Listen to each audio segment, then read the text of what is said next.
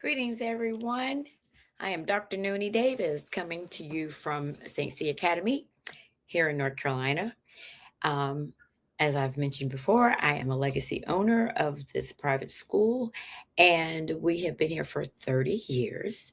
I inherited this business with the co owners, my father, William Edward Davis, the late William Edward Davis, and my mother, Sylvia Davis. So I am currently the primary owner and trying to share this information, get my podcast together so I can share some of the things I share with my students. One of the things I'm just so excited about, I just want to thank everyone for joining and for this podcast as we embark on this another session of the amazing, incredible history of revolution, endurance, perseverance, victorious living of African Americans. At least most of us, the majority of us, feel that way about ourselves. And so right now, while this empire is crumbling, is determined, and while it's in its is descent into foolishness, it is doing everything it can to try to undermine the achievements of African Americans, and they really don't understand who we are. They don't understand that, when we're celebrating Kwanzaa, these are principles that have been here for generations. We just didn't have African names on them. We have always practiced self-determination, Kujichagulia. We've always embraced this idea of umoja, unity, because if we weren't unified, we wouldn't have anything. In our unity, we built communities. We created Ujama,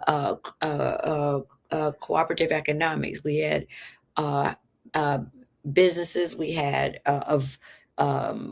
tailoring shops like my grandfather's, laundry businesses. We had schools. We had uh,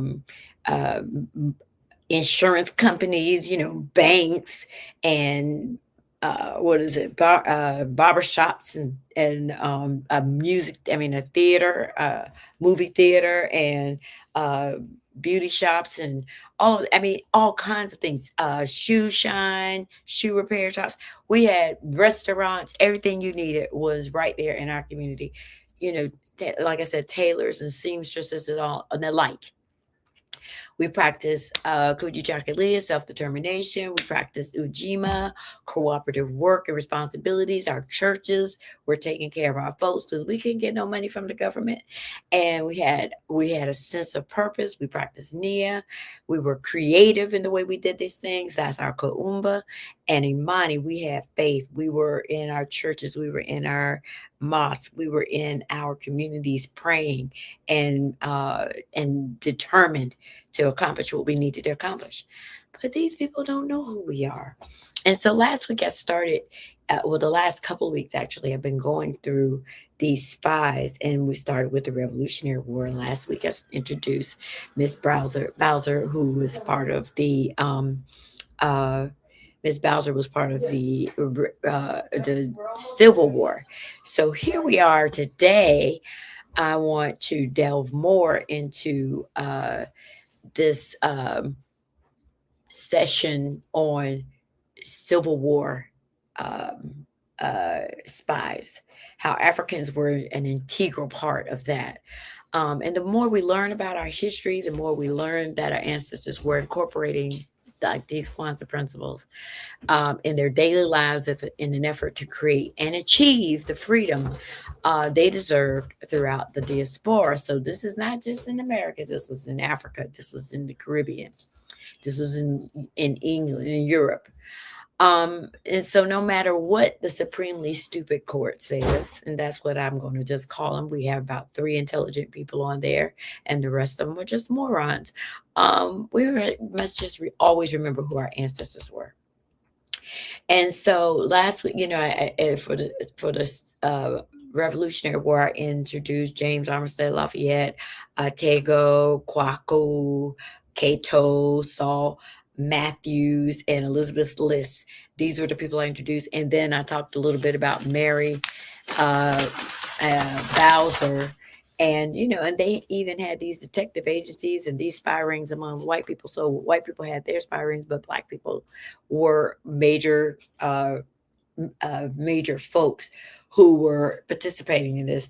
And we also did it. I call it, it's so such a silly term. It's called the reverse Eno. Everybody who's played Eno knows what reverse Eno is. So I like to say that our ancestors did a reverse Eno on white people when during the Civil War and the Revolutionary War.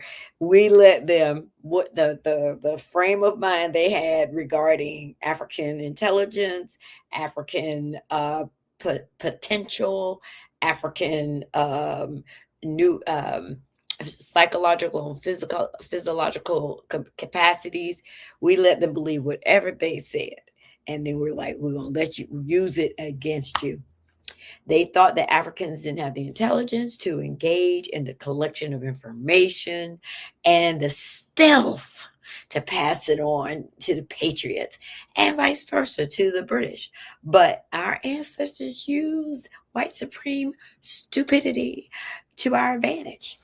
So last week, like I said, I talked about Mary Richard Browse. This is one of the Civil War spies who infiltrated the home of Jefferson Davis, who was the president of the Confederacy in Richmond, Virginia, and collected information about the military strategies and plans and passed them on to an abolitionist group of spies and people who were concerned about the United States and maintaining itself, and not separated or divided because of this war. And they used that information and passed it on to the military. Now, this week, I would like to introduce some more people. And at next week, or probably at the end, I'll introduce Robert Smalls and Harriet Tubman. But I wanted today to start with some of the others who are anonymous or maybe known to some people, but I didn't know of them. I didn't know, like I said, I knew about Smalls and I knew about Harriet, but there are some fascinating people, and even a guy here in North Carolina.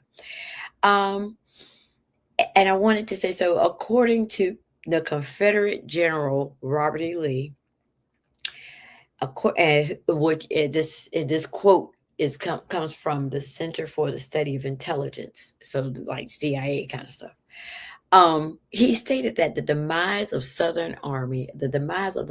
Southern Army was caused by information leaked by the Negroes, whose status as simple menial workers and laborers led officers and officials to disregard them and discuss pertinent information regarding the war in their presence. This is what Robert E. Lee said. It was black people that caused the Confederacy to lose the Civil War. Think about that. One of the reasons this historical information about these African American spies, because I was trying to figure out why is it that we don't know about these people. Well, this information was either concealed because it was so dangerous. If they were found out, they were already killing and hanging other people. So it wasn't, I mean, white people. So black people were, the whole family could die behind this stuff. But so it was a possibility of retaliation, of extremely dangerous and violent response, and not only to the black families but to the white families. So this stuff was hush, hush, hush, hush. The other thing was that anonymity, like I said, was often the best option. Another reason the information was probably lost was because much of the written documents were destroyed to ensure anonymity. And so, of both black and white spies, particularly in the South. So, for several reasons. And then, of course, the obvious one is that black people didn't do nothing anyway. So, that one is always lingering in there. But there was concern about protecting people so that they did not so that they would not be to avoid violent retaliations. However, there were at least 10 African Americans whose bravery was acknowledged following the Civil War and documented by historians in that era.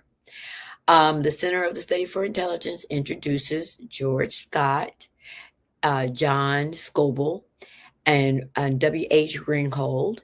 And then there's another lady named Mary Tuvestra. And then, of course, Robert Smalls. And then there's a man named Charlie Wright, another man named William A. Jackson, a man named Thomas McNiven, and of course, Mary Bowser, who I talked to you about. So today I wanted to go back and and Abraham Galloway, and he's the one that's from North Carolina, and he has a very interesting story as well. So I've already shared the information about Ms. Bowser, but let's learn about these other incredible people, because right now we are going through a Supreme Court decision that really is trying to take us back to before the Confederacy. And we just need to know that we are the reason why the Civil War was won by the patriots, not the patriots, but the United States of America. That was us. And so we should not be discouraged by what these people are doing out here, because we've done this before, and we just got to do it again. That's all. We just got to do it again. And so we're going to burn down Master's house. We're going to burn it down. So this article is like I mentioned above, comes from the what is it? Oh my goodness, I've already lost it. The what is it? The study of the Center for the Study of Intelligence. So this article introduces this term that they call the Black agents. These African enslaved Africans and free Africans were called the Black Dispatch. So they had a whole term for this spy organization. And the Union Army, it was the soldiers in the Union Army that used that term to describe African American spies who provided intelligence about the Confederate Army. So we had a whole thing called the Black Dispatches. Blew my mind. Okay, now Frederick Douglass wrote the following in 1862, the first year of the Civil War, the first complete year of the Civil War. The true history of this war, Frederick Douglass says, will show that the loyal army found no friends at the South so faithful and active and daring in their efforts to sustain the government as the Negroes. To sustain the Negroes. Negroes have repeatedly threaded their way through the lines of the rebels, exposing themselves to bullets to convey information to the loyal army of the Potomac. So Potomac, that's in D.C. These Black dispatches evolved because of debriefings of enslaved Africans who were either runaways or under Union authority, and they provided tactical information, military strategies as a result of behind the lines mission. So these were the people who were coming, coming from the South and crossing over into like DC, which is where in northern areas. So there is this man named George Scott. I don't know, do I have a picture of Mr. George Scott? I don't know if I have a picture of Mr. George Scott, but George, is that you, George Scott? Yes, that is a picture of you, Mr. George Scott. So this is Mr. George Scott. He was he's the first spy I'm getting ready to talk about here. So he was an enslaved African who lived on a plantation near Yorktown, Virginia. Now, I've taken my students to Yorktown. We went to Jamestown, Yorktown, all of that area to learn about Africans that were there. And that's where I saw my first pic. They had a statue of Nzinga of Angola to show that that's where a lot of the Africans who were picked up were brought there in 1619. We know that because they were on their way to Brazil and it was kidnapped. The ship was bombarded and they ended up coming to America on the White Lion. That was 1619. And like I said, these are people from Angola. So this is where George Scott, so he's probably an Angolan. He escaped and was headed to Fort Monroe when he observed the Confederate troops, and they were building the two fortifications between Yorktown and Fort Monroe. Now, this was going to be a problem because I don't know if anybody has ever been to Fort Monroe. I'm going to show you a quick picture. So this is Fort Monroe, and Fort Monroe is like on the peninsula, as you can see. It is right. It's in Hampton, Virginia, but it's right across the river in Norfolk, Virginia. Okay, so you see all this water, and these Africans were catching their little boats and getting right and coming right across that peninsula to Hampton, Fort Monroe. And I, had my children, my first three, my oldest three were all my first husband. They were all born in Norfolk, Virginia. So we spent a lot of time at Fort Monroe. We had military friends and everything. And so I understood when I saw this, I said, yes, because Fort Monroe, if the Confederates had come in to where Fort Monroe is, it would have been very difficult for these people to escape because they were landlocked. They were right there on the beach. And so what it says is that when this was at the beginning of the Civil War, and when Mr. Scott arrived at Fort Monroe and shared the information with General Benjamin Butler, Butler was like, this is a black man. I don't trust him. Let me get some proof. So he sent Mr. George Scott back out with these white Union soldiers. And of course, they went and what was it? These they said they were unreliable, and they wanted them to just substantiate the information. And so after several scouting trips, they found out Mr. Scott's information was proven correct. And General Butler concluded that the Confederates must have been intending to attack Newport News, Virginia, and which would be a big problem for Fort Monroe to be isolated from the Union. So they were like, what are we going to do? So what I also wanted to say is that they were called black dispatches. But at that time, Africans were also being labeled as contraband. Anybody who knows what contraband, that means it's some kind of illegal thing. It could be illegal money. It could be illegal property that is being confiscated by somebody else. And so the Africans were contraband. So whenever these Africans came into these military bases, they were called contraband property and stolen property, because Africans were literally stealing themselves away from white people. Insane, I know. Anyway, so General Butler decided that he was going to attack the Confederates. But the problem was he didn't have enough information, or he moved too quickly. This was the first preemptive strike, and it against the Confederates, and it was unsuccessful. The Union lost. However, this was not a reflection on Mr. George Scott, because they investigated and they found out that Mr. Scott was right.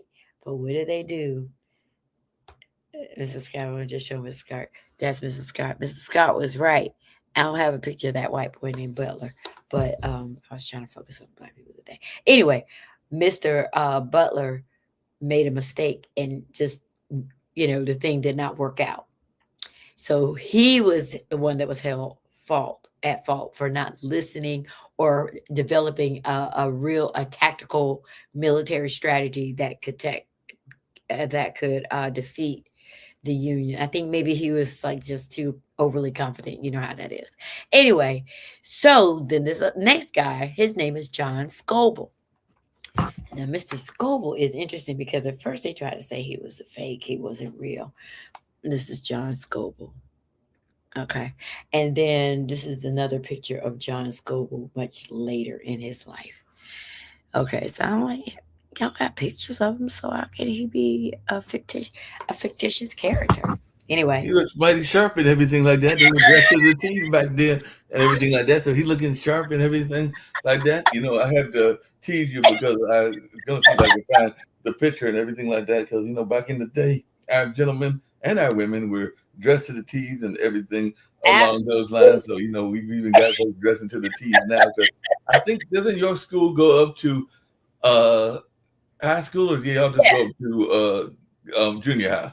we go through high school. Right now, we got high schoolers. Yeah, I thought y'all went up to high school and everything like that because I've got a um, nephew because I got two nephews and one of them is getting ready to graduate. If I remember correctly, is Northern that he's going to be graduating from, and all along those lines. So I got to tease him and everything like that. So that's my nephew who is looking all sharp for his prom and everything like that. So he's looking all sharp for his prom and everything like that. So he's got his prom thing going on and looking sharp because he went to the yes. prom and now he got graduation. I believe it's Northern, but he got graduation coming up in All right now. June and All everything right like that. So now. you'll see him going to the car because I think Yeah. Malik let him out, borrow the car for prom and everything like that. So he's over there looking all sharp because it is graduation and prom time. So he's gonna actually be heading to UNCG to graduate and everything Oh, like well, that. isn't So, that great? Okay, now. yeah, All right. Well, so I he had to is give you a little bit of a the yeah. tradition. The He was tradition. looking like I'm sharp. And we are. And you know what? If you can get them in a suit now, you're doing a big thing. A big thing. But Oh yeah, yes. So yeah. yeah, but this is Mr. Scoble. And they said what's interesting about Mr. Scoble is that he was from Alabama. I think Okay, from Alabama. And they said this man was able to no, Mississippi. He was Mississippi. Mississippi, but his owner educated him. And so they say he was very prolific. He was like an actor. He could assume all of these roles. And so he was the ultimate like spy. Well, And so he was provided with a quality education. And there's this man. Now y'all know about Alan Pinkerton. Let me see, did I mm-hmm. bring him? Okay, so I didn't know that Alan Pinkerton was also involved in I had a picture of him. Let me see if I can find it. Alan Pinkerton was also part of the spy rings. Oh wow, Did you know that? I didn't know that. They say I he didn't came know down that. here. He came down here from where did he came? Let's see. That's Jackson William. Where is that? I had a picture of him. I'm gonna have to find. Oh, there he is. So this is Alan Pinkerton. The see, it says Chicago. He was a part of the Pinkerton The detective. Pinkerton, like the law enforcement, Yeah, the detective agency right? or spy. Yeah, detective agency. Were So they like the equivalent of the Secret Service and everything like that? Because I think that they eventually busted like some of the big right, gangsters and everything like that, like Al Capone and folks like that. right. Well, see, this was the person who founded the agency. This guy. And they said he was recruited by Major General George B. McClellan on the Army of the Potomac in Washington, D.C. And his job was to find out who could be the best spies for to get information against the Confederacy. And they said his job. And so what he did is he said first he was going around looking at the merchants and the businessmen and all these regular folks and tried to get engage them. But he soon figured out, wait. The best group Yeah. are these African people because they are so inconspicuous. Ain't nobody paying them no mind. And so they could get all this information. And he said they were willing to do it because a lot of people were like, I don't know, I don't want to be involved in this. But the Africans were like, let's go. And Mhm. so he was able to create this whole spy network of Africans. And like I said, they call them the Black Dispatches, which is Mm. crazy to me. And so this guy, John Scoble was masterful in espionage. He could go in, pretend to be a coach driver. He could pretend to be just a male servant directly to someone, and then he would find his way into the areas where the Africans were working, right, and get in there, start gathering all of this information, and they said he almost got caught, and I think one of his people who he was. One of the stories was that he was in prison and the guy was in prison, but he was able to act his way out of it. Like, I didn't know. I was just this, person. I was just doing everything the man said. The white guy was hung. He was executed. Wow. Gobo was released. Well, I'm did some good job of acting, huh? he fooled him and like, I'm just too dumb. I didn't even know what I was doing. And he was able to get out of the situation. Um, and he was able to share troop locations. What they say, he was able to determine the morale of the. How is the military doing? Are these people excited about being by here? What's going on? Are they sick? Are they getting enough food? All of these fine details that he was able to provide for the Union, so that they would know when to attack. How to attack. Should we let them starve? If they're already sick, should we let them get a little sicker? All kinds of stuff. That was Mr. Scoble, and he was a Confederate spy for about a year, but he also was part of another organization called the Legal League, Mm-hmm. which was a clandestine organization by Black people who were, they had their own little secret spy agency that was supporting the freedom of Africans. Wow. I tell you, I was just like losing my mind learning about this Well, stuff. there's a lot of stuff that you can learn. When you mentioned Alabama, I just happened to look up Chat GDP and saw that there's a city called Hobson City, recognized as Alabama's first all-black municipality, and it was founded in 1899 and governed independently during the Jim Crow era. So they said it was established near Anniston and became the first town in Alabama to have an entirely black governing body, serving as a haven for self-governance and a stop on the Chitlin Circuit. But then there was also a town called Kawalagi, or I think it's called Benson now, but it was located near Lake Martin, and this was a thriving black community founded by John Jackson Benson, a former slave, which featured a school, a church, and the first black-owned railroad. That's right, we had our own railroad. And then Look, they said there was another one called Africa Town, which was right, founded and Africa Town. molded That's the after one. the Civil War by survivors of Clotilda, the last known slave ship. This community was Exactly. established to maintain their native language and cultural traditions. Barracoon. I read that book, and that one was the person who found that information was Zora Neale Hurston. Okay. Zora Neale Hurston went down there and wrote a book about that man, Cujo. Uh, Okay. yeah, so I read that book, and they even have um, they were on Netflix Oh, about wow. their search, the descendants search for the ship, and they found it. Oh, they And found the ship? black black scuba divers were the ones that were instrumental in finding that ship. So Oh, they wow. found it. And so when people are saying, well, where the ship's at? Well, we got the Clotilda. At least we got that one. But there's a whole organization of black scuba divers that go out and do find these slave ships all over the world. All Did over you the ever world. hear this movie called, I think it's called Whitewash, where they talked about how a lot of African Americans were into surfing, and even more so than the Asians Right, and other populations. And I think right. that movie came out a few years back and everything like that. But it talked about that whole culture that existed Yes. with us, where a lot of us were in that. And the Kentucky Derby was just held recently, and I know that in Kentucky, a lot of people forget that the first couple of winning jockeys were actually African African Americans. Americans. That's right. And even with the that the uh, what is it? The board? What do they call it out there on the water? What you just talked surfing. Surfing, right? What's crazy is when I went to Sierra Leone, I saw all these brothers out there surfing. I was like,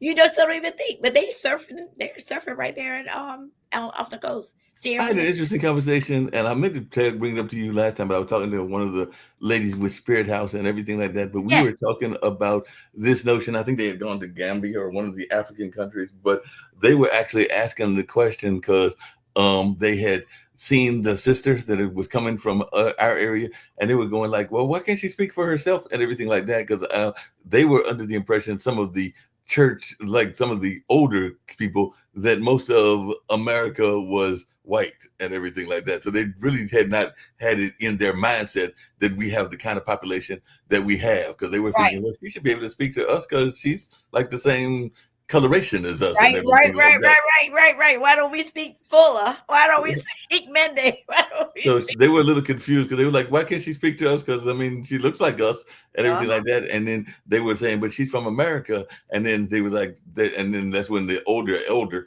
was like, I thought Americans were white." Oh wow. That's crazy. That's crazy. So some of them don't even realize that we're over here, right? Right, exactly. But Ariel had that same my daughter had that same experience when she went down to Costa Rica. Uh, Hmm. she was just walking around and people would come up here and start speaking Spanish straight to her. And she was like, I'm American. They were like, what? They just assumed that she was from Costa Rica with the Right. rest of them. Just like so, we getting that everywhere you have black communities. They're like, what in the world? But I did want to do this last guy. Go ahead and do the last guy. I'm sorry to interrupt you. I just had Oh, to no show you. problem, no problem. I'm enjoying this conversation. I love learning. So, and then tell your grandson, I mean your nephew, congratulations. I would definitely let him know that. Yes, because I would give him a shout out on the podcast. Yes, definitely. uh, but yeah, so the next guy, the last guy I wanted to talk about here was Mr. Ringhold, and Mr. Ringhold was another. I don't know. Did I have a picture of Mr. Ringhold? Let me see. That's Mr. Wright. Nope, nope. I gotta look for him. That was Mr. Jackson. Let's see. Collections. Do I have him? Mm-mm. John Scoble. Mm-mm-mm. No, but I think when I pulled up this picture, this is a picture. This is not a picture of him, but this is a picture of a group of Africans who were spies for the Civil War. I thought that was a cool picture. Just imagine the Black Dispatch. Um, and so I don't have Ringold's picture, but he was a boatman, and this guy um, was they the Confederates were like, look, we need somebody. We're gonna take your boat, and we're gonna take all these black sailors. And in that area, Norfolk, Fort Monroe area, they already had Yorktown. All of that is water, as you can see with Fort Monroe. So they just kidnapped these people, and they're like, look, we're taking your boat, and you are going to transport us up and down, and you're going to move our ships, you're going to move our people, you're going to move all of our equipment, our military equipment up and down this river.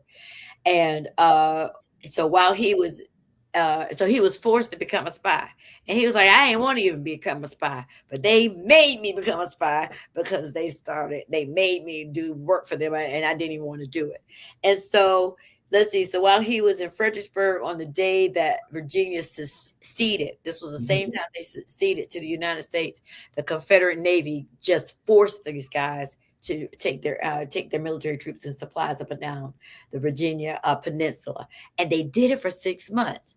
So what happened? A storm came and tore up the ship because, of course, Norfolk is known for the little hurricane stuff, and it's Oh yeah, they're known for their hurricanes and everything and like it's that. terrible. And so what happened is that when the ship was destroyed, the man was able to get back to Baltimore, Maryland.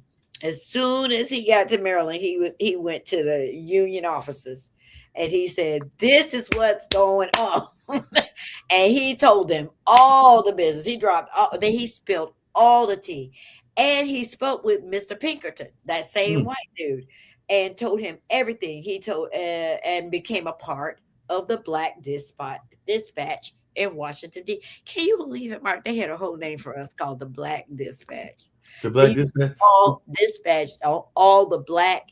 African American spies. Wow, the Like, Black Dispatch. Hey, Mama yeah. Noni and everything like that. I also saw something else that you'd be interested in, but apparently, and this was something I read in Travel Nowhere, but there was a bunch of towns we talk about how we can't swim, or at least that's the myth and everything like that. But there was Uh-huh, a whole uh-huh. bunch of towns that were referred to as the drowned towns because these were towns that were either destroyed or buried by a lake or a natural park. And one of them you'll know quite well, and that's Lake Lanier, because that was Lake actually Lanier. Oscarville, Georgia. So Lake Lanier is a popular Yeah, weekend they destination discovered that stuff. known for fishing, boating, and so much more. But it has a eerie reputation that is deemed it as haunted in Georgia. But at one time, the lake sits on top of the black town Oscarville, which was burnt down in Right. 1912, Oscarville. and more Right. than 1,000 residents were first to flee following the allegations of rape. So Rob Edwards was arrested in September 1912, along Right. with They Ernest destroyed Knox a whole and town. Oscar Daniel, both teenagers accused of murdering and raping a young white woman named May Crow and everything. But that town is actually built on there. And speaking of things with interesting names, after the trial and execution, white man known as night riders, so kind of like a earlier form of the Klan, forced the black families out of their homes by Yeah. bringing their land, churches, and schools. And once black families fled, Lake Lanier was built on top of what was burned down. But they also, I mentioned Benton, Alabama, because it had some interesting history. Yep. But people forget about Seneca Village. Seneca Village was Seneca began in Village, right 1825, and at its peak near. Mm-hmm. spanned from 82nd Street to 89th Street, along with is now the western edge of Central Park. But in by the 1840s, half of the African Americans who lived there owned their own property, a rate 5 times higher than the city average, and everything Yeah. like that. But it was torn down for the construction of Central Park, and the only thing that remains is a commemorative plaque dedicated in 2001 to the Lost Village. And also, Susanna, Alabama, or Susanna, was also flooded by Lake Martin. And according to Alabama Living, more than 900 bodies were moved from cemeteries before the land was submerged. And the town once included a gold mine, a school, two mercantile, a grist mill, a flour mill, a sawmill, a blacksmith shop, and a church. And we even were in the West Coast. So apparently there was a town called Vanport, Oregon. And in the 1940s, Vanport was the center of a booming shipyard industry because of World War II, and quickly became the second largest city in the state. But as World War II saw white males drafted to serve overseas, a labor shortage pulled in a great migration of blacks from the South. So with soldiers being drafted overseas to fight in the war, Oregon saw a labor shortage, and this resulted in a great migration of black Americans from the South. So they needed places to live, and the Albina neighborhood was the only place where black people could live legally. It became too small for the growing growing population of black Americans, and Vanport was built as a temporary housing solution. This is really interesting. They said at its peak, 40,000 residents, or 40% were African Americans. But then in 1948, massive flooding erupted in the neighborhood, and city officials didn't warn residents of the dangerously high water levels. Did they have something like that happen in California recently? Yeah. And many been evacuated in town. The town was wiped out within a day. 18,500 families were displaced, more than a third Black African Americans, and today that area is known as Delta Park. And so that many black people in Oregon. I people know we can, yes. That's crazy. I had no idea They said that we, there were we, we, we took over Oregon. Who knew? that. And how did they find out? Oh, but I guess so because of the war. The People war, right? They left. because of the World War. Because at first they wouldn't let black people in Right, go. And then they said, "Ah, we'll let y'all go. We'll right. let y'all go." That's crazy. That's That's crazy. crazy. There's so many stories. I mean, these drown towns are hilarious though, Yeah. because they're like the water is haunted. Why are you burying people and killing people and this? Not only that, but like I said, it sounds very similar to what was going on recently with one of those towns in California. I just remember there was a town in California recently that Yeah, got attacked by a storm that was mostly black. I just can't think of the name of the town. I know one of our yeah. other Right. It was it the fire or was it fire, right? The fire, yeah the fire? It was a predominantly black community, right, right? And most of those people lost their homes. right. Had to leave. That was last summer, I think. Yeah, I Yeah, think it was last summer, exactly. last year. It was last Mhm. year. It was Yeah. terrible. And they're like they don't. And they didn't give them warning. They said they didn't give these people warning, even though when a flood is coming. But they were like, it's just black folks. What they don't know is that even though these things happen, we have always been able to pull ourselves back together. Right. And so I'm like, you know what? Y'all keep playing. y'all just keep on messing up. You just keep on doing this foolishness and think we're going to just fall to the wayside. Once we know our history and understand our history, Once we know our history, then we have fun and everything like that. I don't know about you, but I've been really enjoying not the war because the war is sad. I'm not a big fan of war in general, but those AI commercials that Iran is doing against Trump hilarious. are hilarious. Trump is They got him looking totally silly. they hedge Yeah, they got Melania, they got them all. they They, got they, Cash Patel, they've been nailing them all. and I think they had Lady Bird, Yeah, Lindsay. yeah, Oh my God. All I can do is and then on the other side of it, they're extending this olive branch to America. Like, yeah, look, we ain't mad at y'all. We love yeah. y'all. We just want you all to see that we are all in the same boat. Right. You all have lost your children to war, and then they had the Hook, You're right. all that. And then you're losing your sons to this war, and we're losing ours too. Can you just see our humanity? And Exactly. I'm like, wow, Iran. Right. Who would have thought that Trump would would go and mess around and F around and find out what the people who are not playing with you. And they would tell you, we 5,000 to your 250. Have a seat. Have an entire seat. And did you hear about those women? They said that it was women. I think they said, I swear it was women. If not women, they said, you know how we have these rockets, right? Hmm. And they have, and our rockets are like $20 million, right? Right. They designed these $50,000 bomb rockets that have rockets inside, so they shoot out. And they said though they could have up to 100 hidden inside that rocket. 50,000, and Wow. they knocking our stuff out the air. And they said it was the women are engineers there. So while we're being told, well, they got this job and they ain't got no rights and they can't do this and do that and do this, they said over 50% of the people in the school, the universities are women. Hmm. I'm like, this does not match the narrative that I've heard. The narrative is totally different because they would have you think that they are totally oppressed. And I'm not saying that there might not be some oppression because And I we're had not to gonna guess a say that, long time right? ago. But they are trying to get women. They are trying to destroy all of the professions that women are in. You have made sure 300,000 black women have lost their job, Right. and we don't even know how many African American men. And then you're also saying we don't want women to vote. You're trying to take away voting rights, take away abortion rights, and then now you're trying to say that even if you go to college, the profession you're in is not going to count. And y'all belong in the kitchen raising children. Not only that, but they're trying to get rid of the Voting Rights Act. The Supreme Court just passed that crazy law where That's they what I was talking. basically trying to get rid of the Voting Rights Act altogether. They like, we don't care that y'all had a Voting Rights Act. We don't like it anymore. So they're trying to get rid of it totally. Well, what's going to happen is that it's going to undermine them because they're very short sighted. Mhm. They're very short sighted. You have decided because even Iran has shown them. Oh, Iran is just this little bitty country, and they're a bunch of Muslim men, and they don't know anything. And if Iran ain't showing us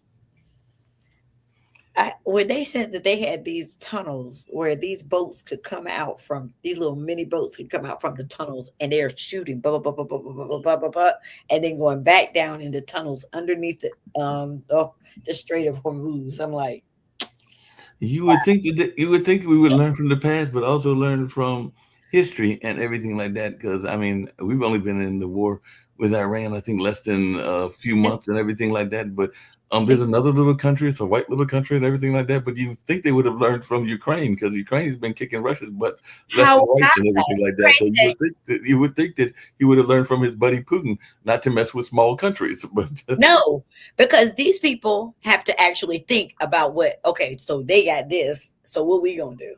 What we exactly gonna And that's the same way black people were thinking. right. That's what they don't understand about it. And that's the reason why I say they're dumb. And even in this lesson, the black people were taking advantage of white supremacy. Mm. Oh, you think I'm stupid? Great. because I'm gonna play stupid and I'm gonna get all this information because you don't think I have the capacity.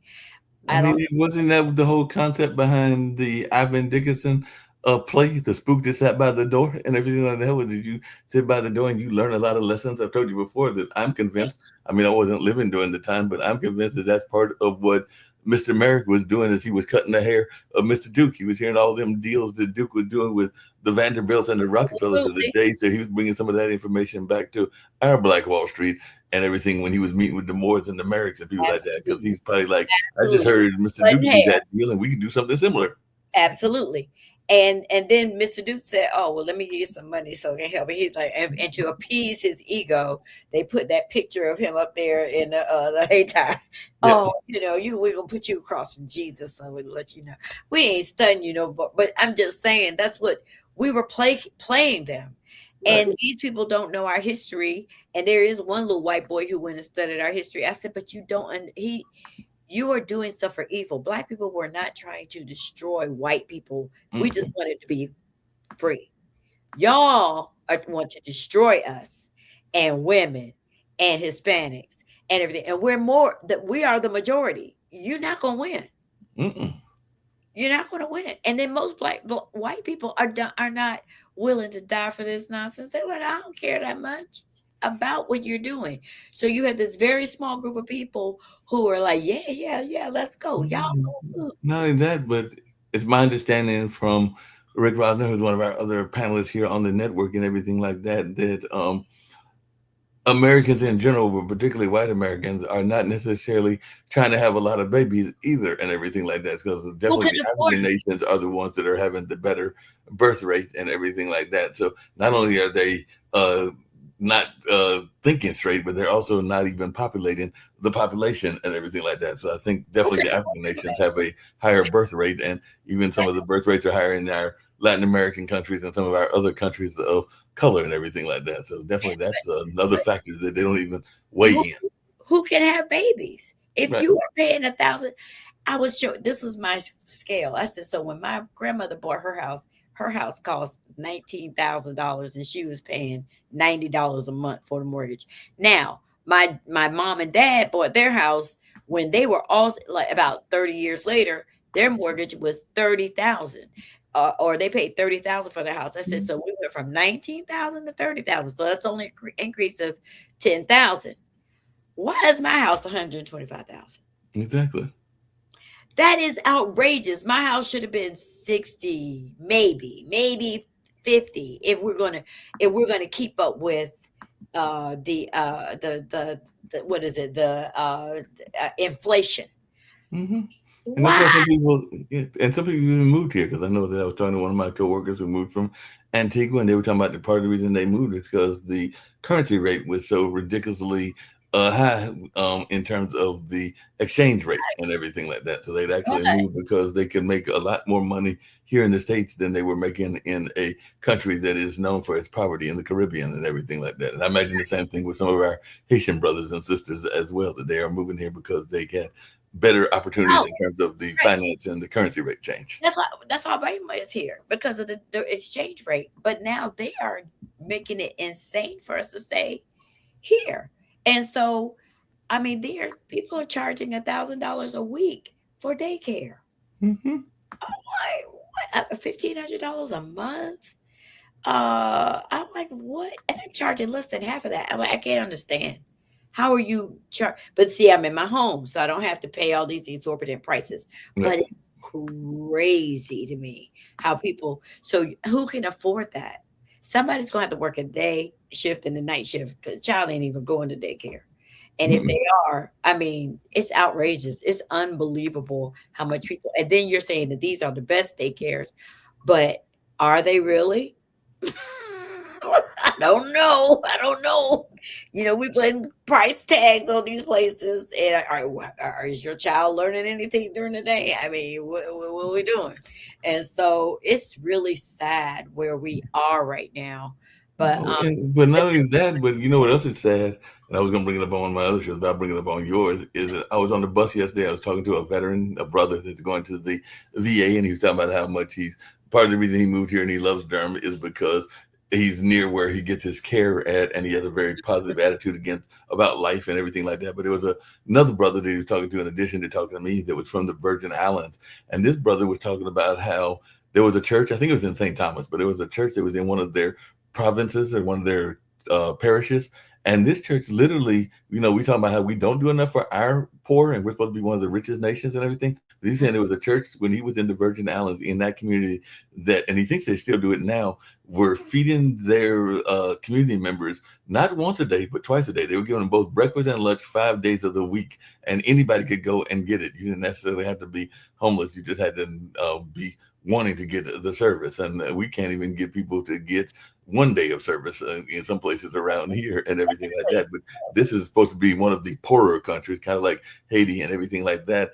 But we have a hard time getting housing, and there's a lot of unhoused. I know even near Haiti, there's some unhoused and some prostitution and drug communities and everything like that. But we have a hard time dealing with our own communities in once the rich community. And I remember even judging some films for Full Frame, and there were some neighborhoods in California that were living in trailer parks. So we got people that are struggling to survive, whether it's an encampment or a trailer park. But this is an island in the Virgin Islands. I think it was St. Thomas, that they can literally feed people 10 days out of the week. Most people, I was telling a friend of mine earlier today, I mean, I know you're supposed to have 3 meals, breakfast, lunch, and dinner, but most people would skip one of those. They either skip breakfast or they skip lunch. So most people have 2 meals out of the day, not 3. And so they're just getting 10 meals out of the 14. Man. And and the sad thing is that we could do this. Mm-hmm. Right now we're spending more money. The money that we have already spent in this war, Mm-hmm. just in these 6 months, could have covered free college, could get rid of all the college debt. Everybody could go to college for free, cover all of the Medicare that we need, pay everybody, and we would still have money left over. Right. And we just don't want to do it. And so, but America has convinced poor white people that nobody deserves anything. Right. And it's insane because every other country is like, what do you mean you don't deserve it? If you're our citizen, we're supposed to take care of you. And I think the Bible says the least of these, and I think even the Quran and other religious books talk about serving the least of these and everything like that, but we don't even follow those principles. No, it was interesting because my kids are reading this book, a lot of Equiano. And at the end, I've talked about it, and it's always, sometimes the first time you read it, and this is my 3rd time reading it with a group of kids, and I said, "Oh my God, I think I missed that statement," but I did miss it because I had a question for it. But he asked, he was in Montserrat or in one of those islands, and he was like, "You all are so vicious to these people," and he was talking to this white overseer. He said, "Yeah, this man ran away and I cut off his leg." Now, mind you, this book was written in 1789, something like that. He wrote this book in 1789. Well, He asked the guy, he said, "Well, what about do unto others as you would do unto yourself?" He said, "That's what Jesus said." And he said, "This ain't got nothing to do with Jesus. This is business." And he said, "But how are you going to put God's word, not use God's word as your parameter for how you treat other people?"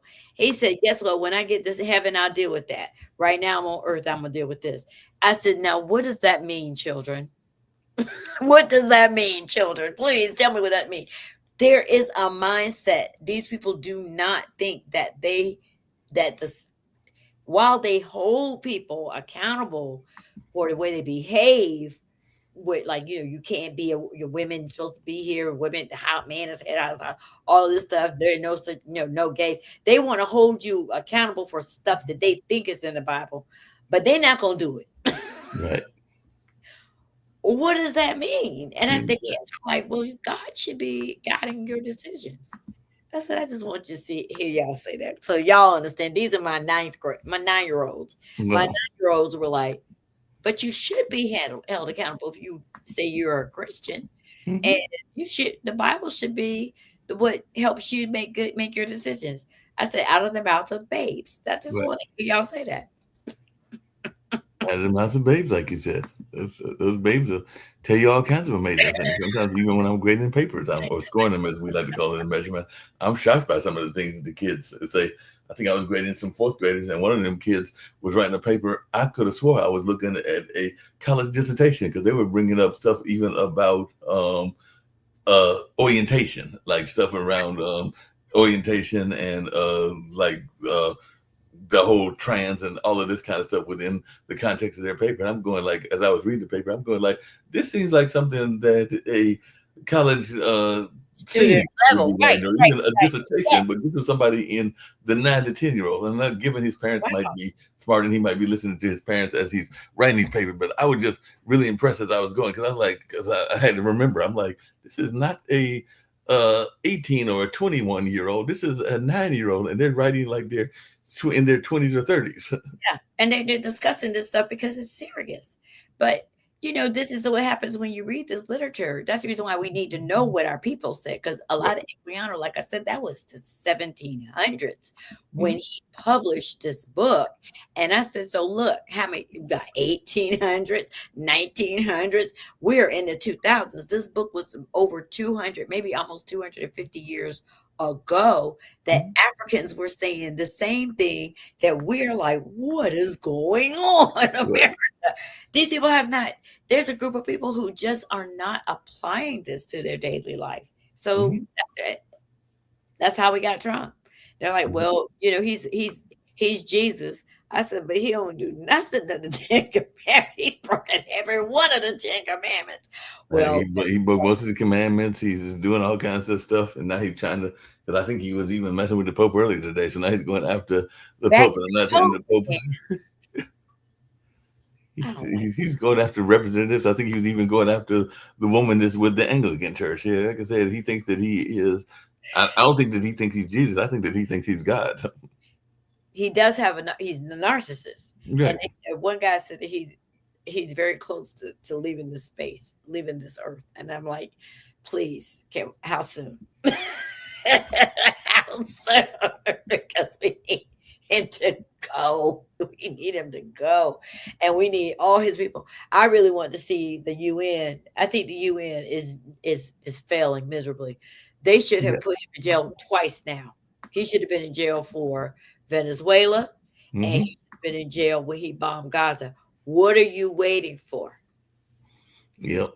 What are you waiting for? You if America is part of NATO, America is part. Well, we're out of NATO, right? We're But out of NATO we're because part of I think he pulled us out of NATO, and now he's talking about pulling us out of the bases in Germany. And I know quite of ex veterans that used to go to those bases in terms of their service. But yeah, he's talking about pulling us out of Germany and Spain and a lot of the other European countries where we they have bases. probably were like, yes, please go, because we, we don't want another war. We don't want to be in a war, and so please go. And so because they really are. It's tragic, and the gas prices. Well, the gas prices are getting ridiculous, and they're going to continue to get worse. Yeah, and he's sitting here like, okay, can we get out of this war now? I don't know. He's just sitting on it, like, well, I did that, so We'll get to it when we get to it. somebody need to do something. They need to Yep. do something to that man, because he's dangerous, and what he's done. I mean, I have folks who are like, Mom Noni, I can't bring my kids to school every day. Mm-hmm. I can't afford it. The gas.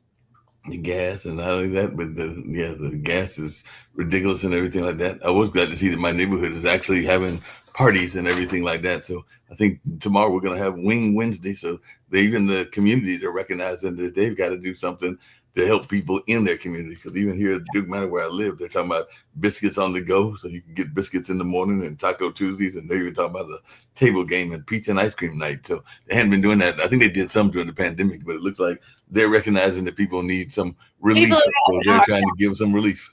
People are having a hard time. Having a Right, hard time. I told my parents, I said, just come as many days as you can. If you can't come every day, it's all right. right. I'm not even stressing. We're just trying to get through May, and in June we got our little thing going in June, and so we can get this thing over with, because it's terrible. It's terrible. And people say you're not going to be able to go on vacation. Mm-hmm. People are barely going to be able to eat, and this man is playing games, and I'm just praying that he continues to do this worse. The work I want it to be so bad that there's nothing. There's no. We have no options except to get rid of him.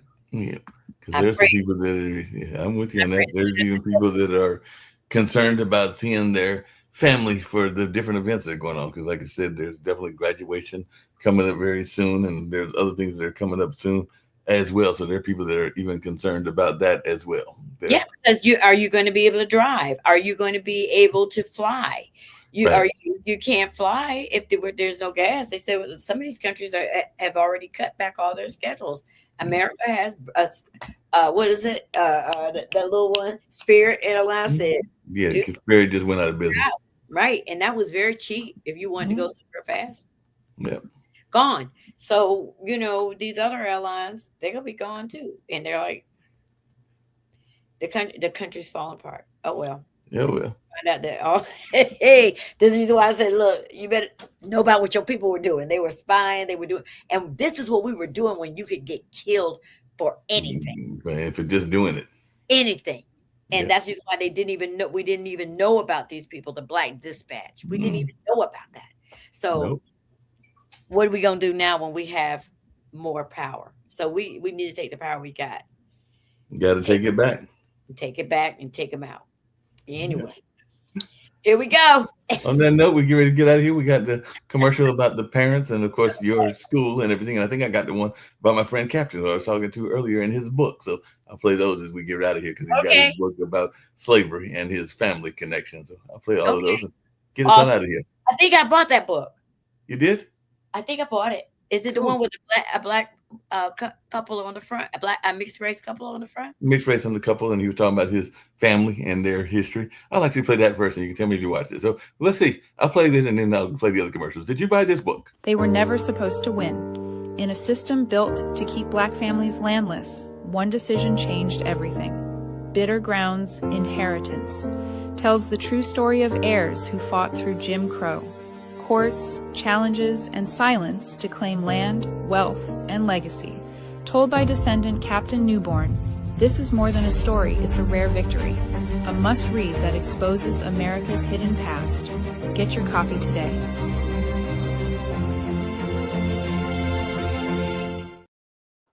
I bought it. Good. I I'll got tell the book. Captain that you bought a copy of his book and everything like that. Because Captain's who I do the Road to the Apollo with, and he founded that show and everything like that. So, and he was asking me if anybody had bought it when I was playing these commercials. So I would let him know that my host with the most did buy a copy. So I would let him know that you bought a copy of the book. Great, yes, because I bought it, and I said as soon as I read a lot of different books at one time, but I got it upstairs. I got that book. I went ahead. I was like, oh, this is interesting. So yes. I will let Captain know. So we'll go out with your commercial as well as the other one that we play often, which is about the family and everything like that. So we'll get ready to get out of here. Fun conversation. Right. Like to pop in and do conversation with you every once in a while. A little bit longer than usual, but it's still a fun conversation. So oh yes, it is. It was great. It was great. Yeah, cool. No problem. If you're talking, they will hear you. We all want our kids to grow up safe and healthy, so we show them how. And we tell them with honest conversations that let them know what we expect. Not just one time, but every chance we get. That's especially important when it comes to alcohol and other drugs. Kids not only need to know the dangers and how to avoid them, they need to hear it often from you. And when it comes to pain medications, opioids, they need to know that they should never be taken without a prescription and never shared with friends or family. It's dangerous and illegal. So talk with your kids and guide them through the challenges of growing up safe and healthy. Because when you talk, they hear you. For more information about talking with your kids about underage use of alcohol and other drugs, visit underagedrinking.samhsa.gov. So talk, they hear you. You can do it if you try. Before I go to your commercial and get us totally out of here and everything like that, who knew we even play hockey and everything like that? Because there are a couple of black players that are on the hockey team, including the Canes and everything like that. But who knew? We're into all kinds of sports, including hockey, because I know that most people think of that as being mostly a white sport, and it is mostly white players and from the Scandinavian. But we're even playing some good hockey because there's some good hockey players that are on our team. up there in Canada, the northern part of the United States, absolutely. We had our own teams. That was crazy. That Yeah. was crazy. Yeah. So we got our own hockey teams, and we got hockey players that are playing in the playoffs now, including I think 2 or 3 that are on the Canes team, the team that's in Raleigh. So we've got we got some color even on our team locally. Oh, that's awesome. I think that's great. Very great. So go out with your commercial and get us on out of here. Oh, St. Cia student. Of course I walk into the sound of drums. I'm a St. Cia student. Of course I know my mother.